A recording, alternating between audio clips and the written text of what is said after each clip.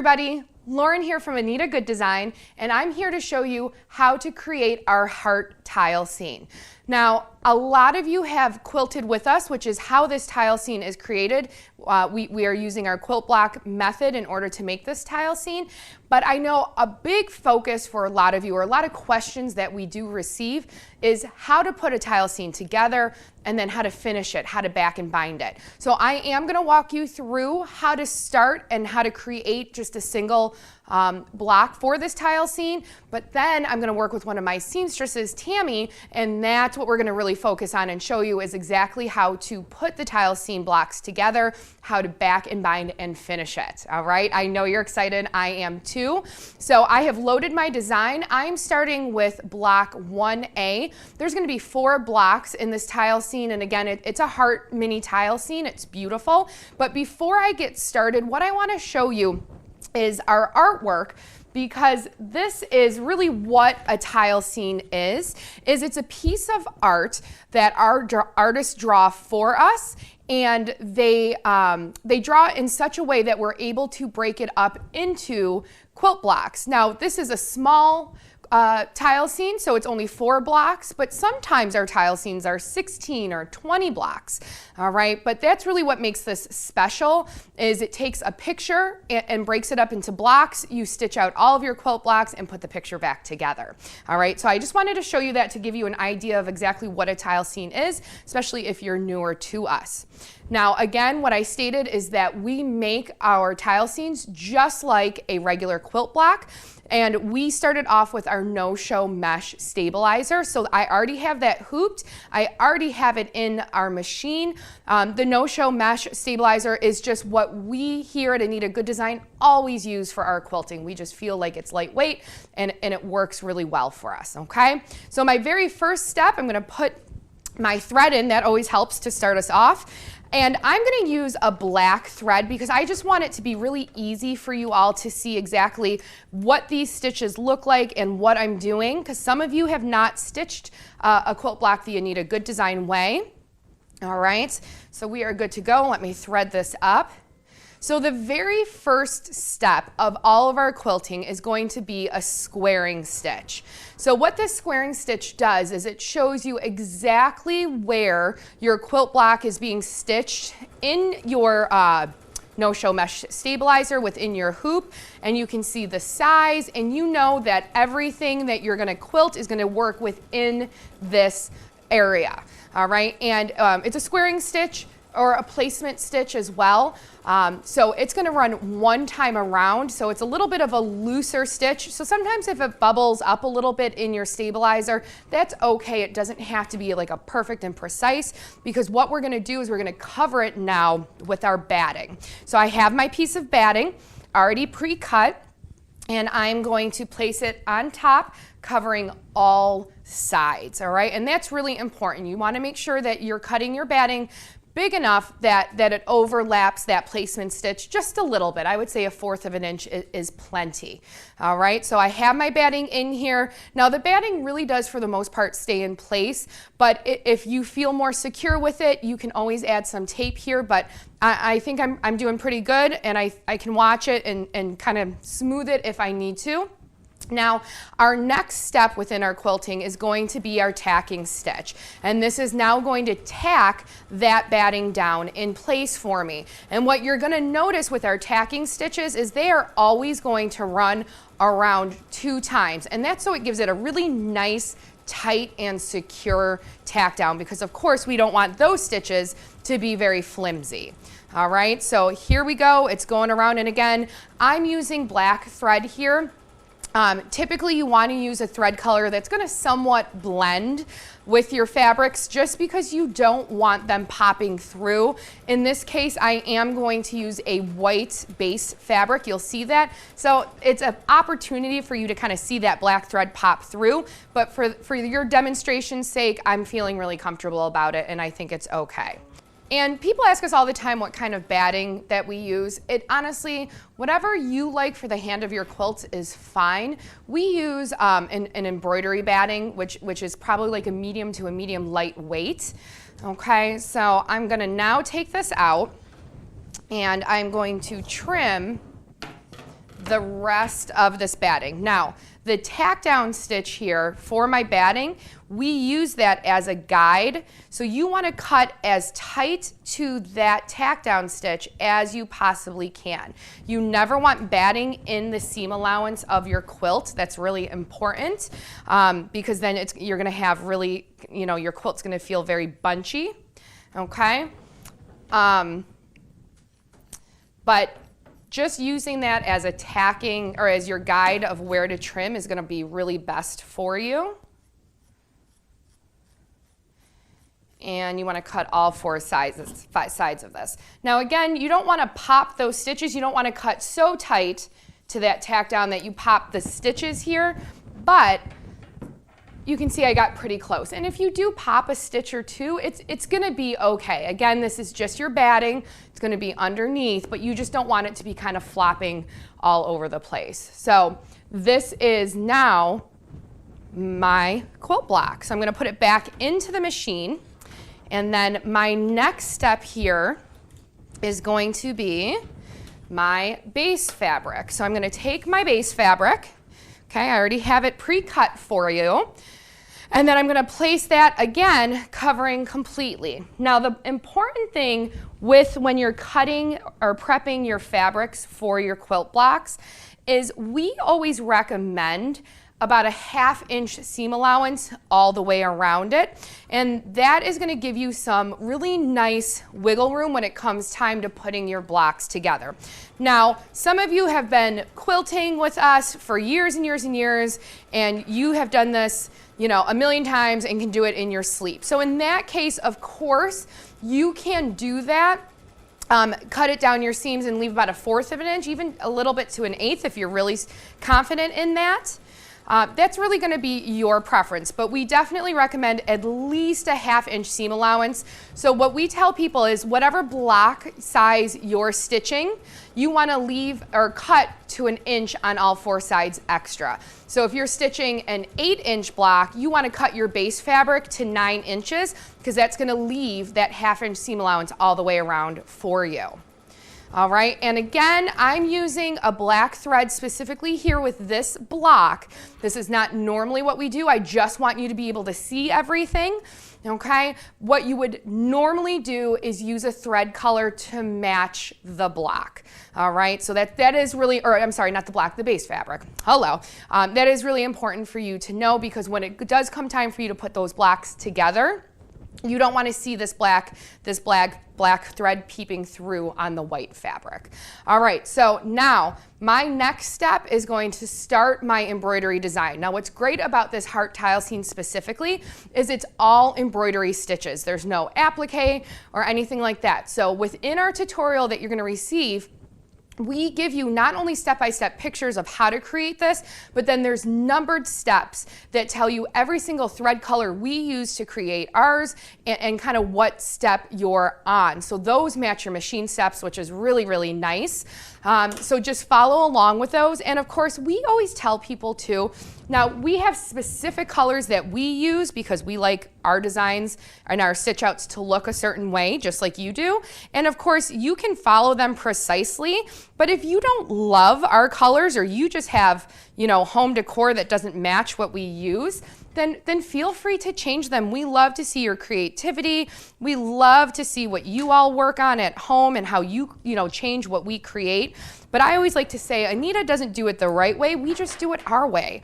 All right, so you feel free to kind of change up whatever colors you'd like. I'm going to show you this very first step of the stitch out of this embroidery design. Okay. And then we're going to get going from there because a lot of you already know how to do your embroidery designs.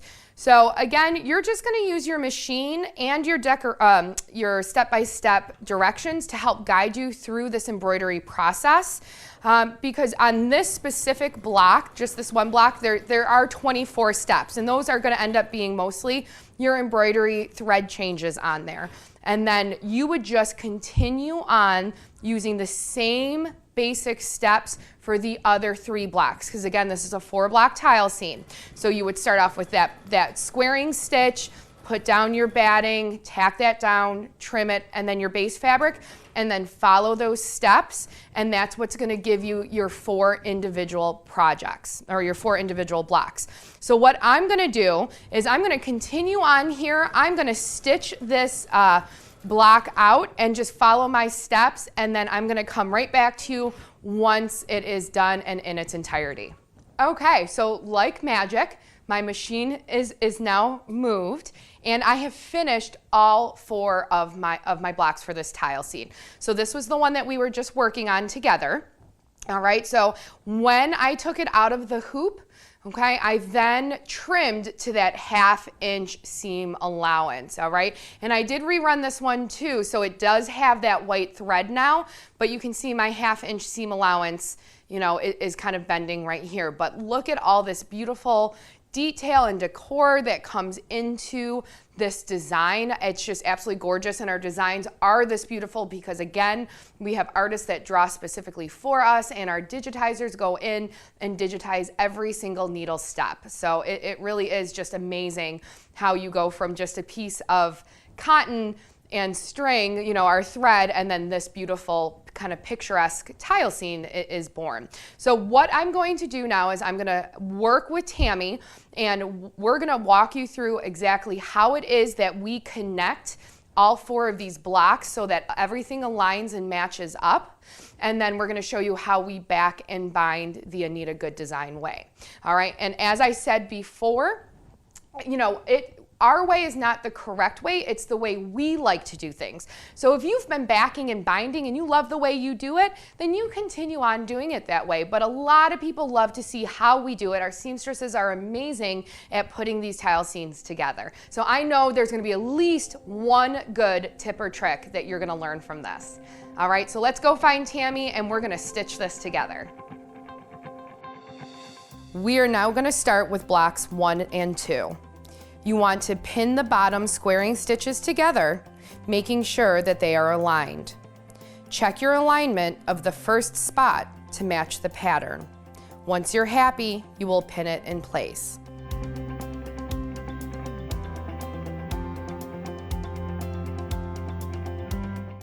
Line up the top squaring stitches.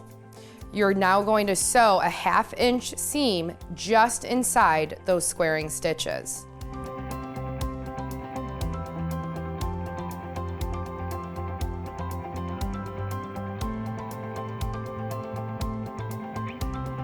You're going to open them to make sure the pattern is matched in the seam. Repeat those same steps for the second row. You will then press open your seams. Lay your bottom row on top of the top row, right sides together. Make sure the center seam and the squaring stitches are aligned.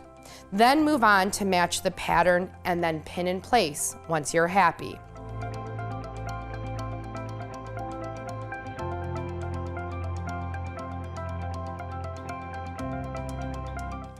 You will then sew 1/2 inch seams just inside those squaring stitches again. Make sure to open up and check to make sure the pattern and the center seams are aligned. We are now going to move on to the backing. You want to cut the backing 1.5 to 2 inches larger than your finished block.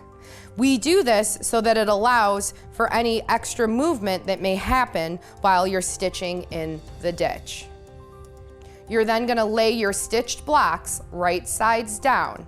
Lay your backing fabric down right side up on top of those stitched blocks. We use a little bit of 505 spray to keep it in place, or you can pin it in place too. If you're using the spray, you want to spray just on the blocks to keep the needle from getting sticky.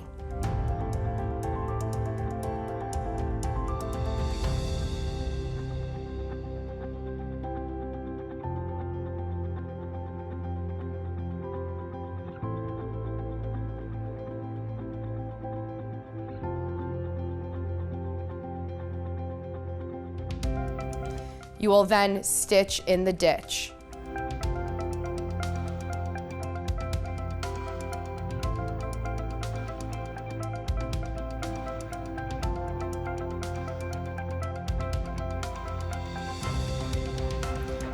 trim the excess backing off right to the edges of those blocks.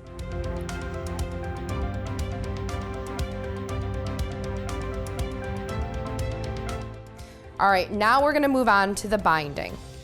Cut 2 strips 42 by 2.5 inches, and you're gonna sew those ends together perpendicularly and then trim off any excess.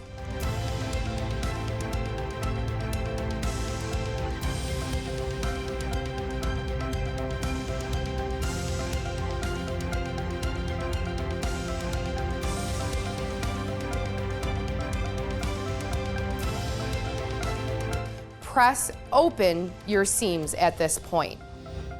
You're now going to start at the seam, laying right sides together. Make sure you keep your raw edges together and pin in place, sewing a 1/2 inch seam. At each corner, you will pivot and stitch at a 45-degree angle. You're going to remove that from under the needle. Fold your binding back on itself perpendicular to the seam you just finished. Fold over again, aligning the folded edge with the raw edges of the side you just stitched with the unstitched binding. And then pin that in place. You're going to continue this all around the 4 sides.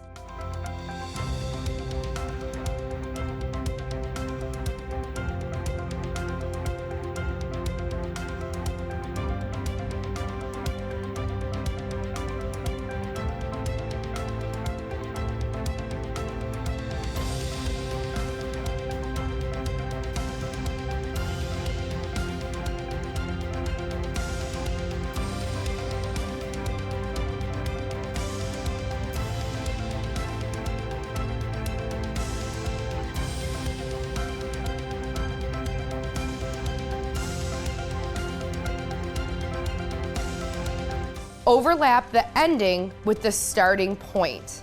Here you're then going to flip the entire block over right side down. Fold your raw edges over to the edge of the stitched blocks and then fold over again to create a double 1/2 inch fold. You will pin this in place.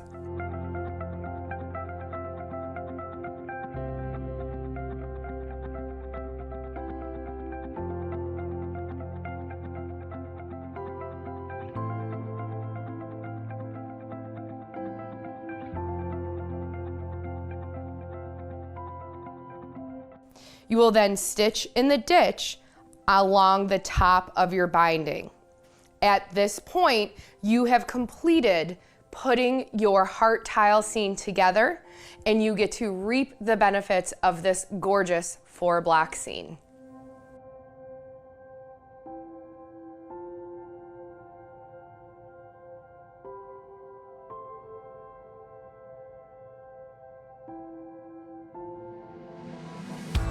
Now you can see that your heart tile scene is complete. This 4-block mini tile scene is absolutely gorgeous, and you have all the tools that you need to show off your embroidery skills.